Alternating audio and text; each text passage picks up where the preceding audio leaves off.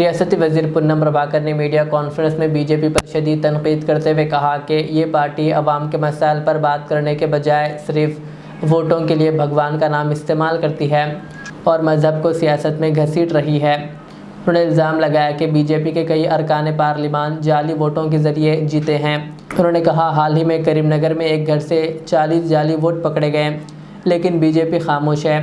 वज़ीर मौसूफ ने कहा कि बीजेपी ना सिर्फ मज़हब के नाम पर सियासत कर रही है बल्कि पसमानदा तबक़ात के रिजर्वेशन में भी रुकावट डाल रही है, जबकि रियासती हुकूमत ने 42% रिजर्वेशन फराहम करने का क़ानून बनाया है। उन्होंने कहा कि बीजेपी के पास आवाम के मसाइल जैसे पानी, मेट्रो तोसी और नौजवानों के रोज़गार पर कोई एजेंडा नहीं, इसलिए आवाम को चाहिए कि झूठे वादों और मजहबी सियासत को मुस्तरद करें।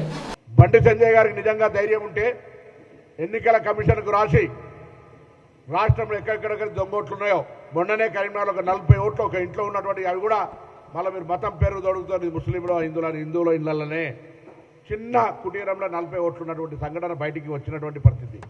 అటువంటి అంశాలు బయటికి తేవడానికి బండి సంజయ్ గారు సాక్షాత్తు నేను నిజంగానే దొంగ ఓట్లతోటి గెలవలే, దొంగ ఓట్లకు వ్యతిరేకం అన్నట్టయితే ఎన్నికల కమిషన్కు ఒక లేఖ రాయమని చెప్పి కోరుతా ఉన్నాం. ఇలా అక్షింతల పేరు మీద, శ్రీరాముడి పేరు మీద ఎన్నికల రాజకీయాలు చేసే భారతీయ జనతా పార్టీ ఇలా బండి సంజయ్ గారిని కోరుతా ఉన్నాం.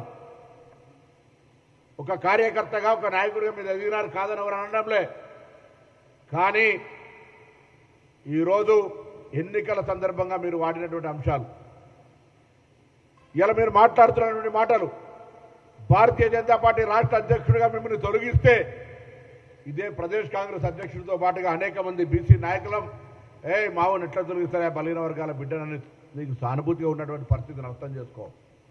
ఈరోజు తెలంగాణ ప్రభుత్వం బలహీన వర్గాలకు న్యాయం చేయడానికి 42% రిజర్వేషన్లు చట్టబద్ధతతో ఎట్లా అని అనేక రకాల ప్రక్రియల ద్వారా కార్యక్రమం జరిపితే మతం పేరు పెట్టి అడ్డం పెట్టి బీసీలకు అన్యాయం చేసే ప్రయత్నం చేస్తున్నాం అని చెప్తా ఉన్నాం. ఇలా నీ పార్టీని ఒప్పియలేక ఈరోజు దేశంలో 70 ఏళ్ళ నుంచి ఉన్నటువంటి కొంత వాళ్ళ మతం పేరు మీద కాదు, పేదరికం పేరు మీద ఉన్నటువంటి దూదేకుల ఇతరత్ర కులాలకు సంబంధించిన రిజర్వేషన్ ఉంటే దాన్ని పట్టుకో అన్ని రాష్ట్రాల్లో ఉంది.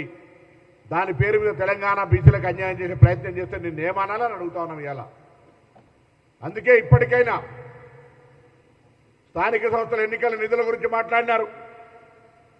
ఇవ్వండి నిధులు. ఎన్నికలు మీ కారణంగా ఫైల్ మీ దగ్గర పెట్టుకొని ఉండడం వల్ల కేంద్ర ప్రభుత్వం నిర్ణయం తీసుకొని కారణంగా మేము ఈడబ్ల్యూఎస్ వ్యతిరేకం కాదు, 50% క్యాప్ ఎప్పుడు ఎత్తేసినారు. ఇలా 50% కొత్తగా క్యాప్ రాజ్యాంగంలో ఎక్కడ లేదు. ఆనాడు రిజర్వేషన్ కోర్టులో పోతే కోర్టులో ఉన్నటువంటి ఆదేశాన్ని ప్రభుత్వం ఒక్క నిమిషంలో ఈడబ్ల్యూఎస్ పేరు 10% తీసుకొచ్చినారు. మేము ఎవరేమనలే కదా, ఎందుకంటే పేదలకు అందరికీ వర్తించాలి. ఇలా బాసరా తిరుమలైటిలా లేదా ఇంకెక్కడ అడ్మిషన్లకు సంబంధించి చాలా వ్యత్యాసం జరుగుతున్నా అందరూ కూడా ఎవరేం మాట్లాడుతున్నారు. ఎందుకంటే ఇది ప్రభుత్వాలు కల్పిస్తున్న అవకాశం ఉపయోగించుకుంటారు.